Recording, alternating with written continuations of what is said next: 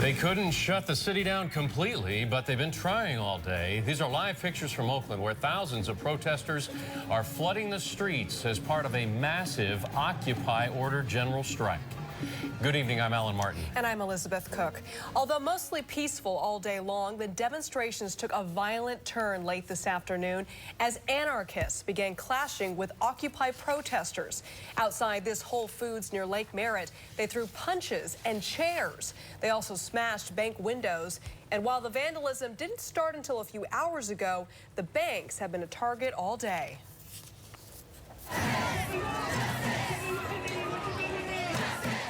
Some banks shut down today as protesters spoke out against big bailouts and economic disparity. They cannot exist without us, and for far too long they've been acting as though we need them. We don't need them, they need us. We bailed them out, and then in return, they was having all these lavish parties and all of this stuff that they were doing, like they don't really just give a damn about the people. Dozens of labor unions are also supporting the protest. That includes many workers at the Port of Oakland, where trucks have been backing up all day. Protesters plan to shut down the port completely tonight. Hundreds of teachers also showed up at the protest this morning instead of showing up in the classroom. The city had to close nearly all of its Head Start centers due to lack of staff. The mayor and police chief are holding a media briefing right now on today's general strike. More on that just ahead. Meantime, we're covering this story from all sides tonight. We'll start with Robert Lyles near Franco Gawa Plaza. Robert, what's the mood right now amongst the demonstrators? Well, Occupy Oakland is calling this their day of action, and this general strike has brought an estimated 3,000 people to the streets of downtown Oakland. They are boisterous. They are excited, and they are about to begin their march. This is 14th and Broadway, which has become ground zero for the Occupy Oakland movement. Their effort was to shut down Oakland, and as you have outlined, that has largely been accomplished. Teachers walked out of classrooms, a number of bank branches have shut down, and Oakland City workers have taken the day off, not to mention the scores of everyday Oakland residents who left their jobs, pulled their kids out of school to join the strike that's happening on the streets right now. Now, at any moment, demonstrators will continue their movement toward the Port of Oakland, where they plan to shut the port's night shift down. Since daybreak, this strike has been a peaceful one, but 2 hours ago, that peace was broken, and that is when an estimated 100 people dressed entirely in black stormed the Whole Foods near Lake Merritt, picking up outdoor dining tables and chairs and hurling them into the street. And a Whole Foods spokesperson now says into the windows of the store. These violent protesters are known to Oakland police as the Black Bloc. But watch as Occupy Oakland protesters swing chairs and sticks to keep them away from the Whole Foods, then form a human chain around that store to help restore the peace.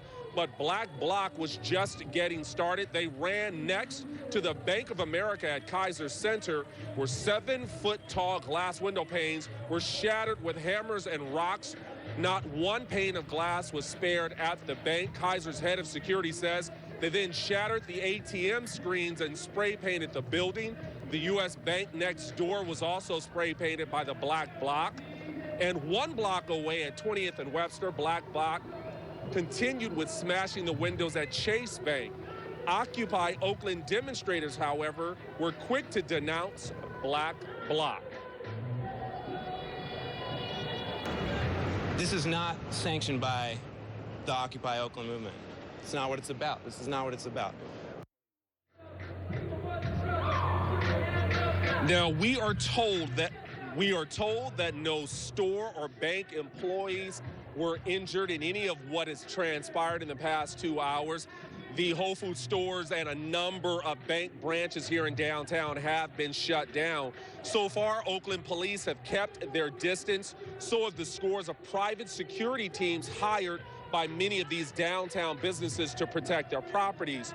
AC Transit is now warning riders that due to the shutdown here at 14th and Broadway, commuters should expect delays. And the Port of Oakland just announced that employees at their main office were sent home at 3:30 this afternoon, they say to protect their safety. And now the Port of Oakland has set up their own emergency operations center. They say that that is an effort to monitor the march that is headed their way. Again, the plan is to shut the port down at 7 p.m. We've also received an update from CHP that they are monitoring the on-ramps and off-ramps in and around downtown to ensure that this march remains peaceful. Elizabeth, back to you. Thank you, Robert. All right, we are showing you that ribbon of marchers on the move right now, and they are, as Robert said, headed to their next stop, which is the Port of Oakland. The intention is to, as he said, shut it down. Right now, there are truckers who, whether they support the movement or not, stopped in their tracks. Joe Vasquez is there to explain what's going on at this moment. Joe? Well, take a look behind me, Alan, and you can see these folks are calling themselves the first wave of demonstrators here at the Port of Oakland. We're on Maritime near Middle Harbor. You can see a couple dozen demonstrators. They have blocked this fence. They tell me their goal by the end of tonight is to block every single fence along the port. Now, right now, as we're speaking, an estimated crowd of about 3,000 marchers are on foot, in bicycles, and in some cases, they're being bussed out here to the Port of Oakland. They're converging here on all the different berths and every gate, apparently, that they can get to. The port remains open for now, although we are told that in some cases, the workers have shut down some of the port areas, not just because of this demonstration, but also because of other concerns. But now the question remains, will the workers cross this line? Now, keep in mind, this is a little tricky because a general strike would be illegal. This is being called a general strike, but for the longshoremen, the union that represents a lot of the workers here, to actually honor the strike would be illegal. So what they're saying now, tonight, is that some of the longshoremen don't want to cross these lines, not to be sympathetic with the strike, but because they say there are safety issues. So it'll be interesting to see if workers actually go into work for the night shift. Now, these folks left Franco Galva Plaza around 4:15. They're on the march here. What I want to tell you in terms of this picket line is that whereas it's not exactly like one big line that will surround the port, the concept is to form a line that is, actually there are people here, but it would be sort of an imaginary line that, they're encouraging these union workers not to cross. Now, the port, as Robert mentioned, says that some of their workers were sent home a little early, around 3:30 this afternoon. They are urging calm right now. They are saying they want everyone to be calm and to show respect and to focus on everyone's safety. These folks here behind me told me they plan on being peaceful. That is what we've seen for most of the day, Alan, although, as you've seen, there are some folks within the crowd who are determined to cause some damage. Joe, you said they shut down parts of the port, but do they have any idea that there's this wave, this swell of thousands of people headed right where you are? Yes, they have every idea. They've been talking all day. They've even said, you know what, the workers here are part of the 99% too, so please show respect for them. These guys are determined to shut down the night shift. The Teamsters can't honor a picket line, but could they block all these fences and actually keep the workers from going in? That's exactly what we're going to keep our eyes on. It looks like they have come to a standstill. Our Chopper 5 shot, Joe, showed trucks on one side, marchers on the other, but the marchers have come to a stop. So we'll let you get the latest information. Sounds like from the honking there is support, so we'll get an update from you later. All right, Joe. Okay. Thanks. We did have some trouble earlier. These are the pictures of the damage to the Wells Fargo Bank. Windows blown out by splinter protesters. They also hit Chase Bank and Bank of America, expecting to be the focus of trouble. Many branches shut down for the day. Mike Sugarman on what the protesters want and the lengths some went to make their point.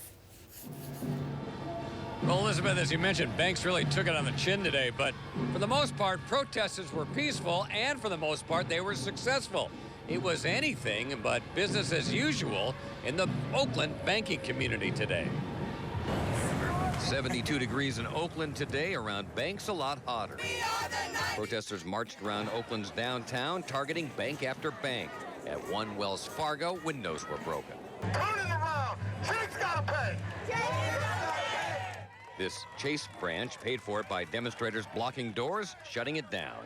They're getting richer and richer. The bank presidents are getting giant bonuses while the people are losing their homes and losing their jobs. These are the criminals, not the workers, the CEOs and the top people. There's got to be at least 1,000 people here in front of the B of A. They're loud but peaceful, but I haven't seen a police officer here or anywhere all day. A few banks closed, including this small One Pacific Coast branch. Several of the other bigger banks either never opened or were shut down by demonstrators like this Chase branch on 20th. The bank's relationship to people in my families, my parents, has caused foreclosures and people losing their jobs, which in turn makes it more difficult to teach. Well, in principle, I'm all for it, but they shouldn't impede people going to the bank and that sort of thing. And while there were some businesses closing because of the general strike, most, like this Skewers Mediterranean Delight restaurant, still fed hungry bankers and demonstrators. I don't think it's ever a smart idea for businesses to close down. I think there's a lot of small businesses that rely on the income. And so when you shut a business down for a day, that could affect them, which in turn affects the whole environment. All right, that bank you saw that I was standing at actually had its windows broken just a little bit after I left. And this crowd was moving through town so fast that if you went to lunch 15 minutes later, you came back, you wouldn't even have known that anything happened. And we were all over town today. And I have to say, outside of this general localized area on Frank Ogawa Plaza, up and down Broadway, virtually every business was open. So the general strike, I can't say really was successful today outside of the downtown area. Elizabeth? Okay. Offices or businesses still staying open. All right, Mike Sugarman, thank you. Well, today's strike left the Oakland School District without hundreds of teachers. Ann Oderangelo shows us how some kids got the education outside the classroom today. Ann? Yeah, Alan, hundreds of parents are very concerned about their future, so they pulled their children out of school and they brought them to this event, and they joined hundreds of teachers who were already here. It's a unique opportunity for him to really learn about civil disobedience and about his place as a citizen. Thank you for coming to Occupy the Future. There's an innocence to this aspect of Occupy Oakland. You won't hear fancy rhetoric, just simple playground rules. Play fair and share. The rich people are getting richer and the poor people are getting poorer. And more than anger is a sense of optimism. I think about like how it's going to be better and how when it all ends, how it's going to be good. The more we get together. The music is upbeat. The protesters stay on the sidewalk. They are inquisitive. I'm really not sure how it's going to affect me. That's one of the things I was wondering as I came here. But if they were here, they were not in the classroom. Oakland Unified said for the most part it was a regular attendance day, except at Bridges Academy, where 19 of their 20 teachers were out, and teachers encouraged parents to keep their children home. It was not a last day for the students who were here. For the students who were not here, who was almost half of the students, it was a lost day. District-wide, more than 300 teachers, about 15 to 20%, took a personal day or called in sick. There is teaching going on. It's not a normal day by any means. We had to scramble, of course, to find a number of substitutes. Parents and grandparents are worried about those too small to fail, but they too are hopeful. And one day she'll be a little old gray-haired lady, and hopefully it'll be a beautiful new world that we helped start today. Now, some of the schools decided to weave the general strike into their lesson plans, and others chose to ignore it. Alan, we were at Oakland Tech earlier in the day, and they said it was business as usual. Oderangelo, thanks for the latest as we keep an eye on the protesters near the Port of Oakland. Appreciate it. Today's demonstrations put Oakland into emergency mode. Still ahead.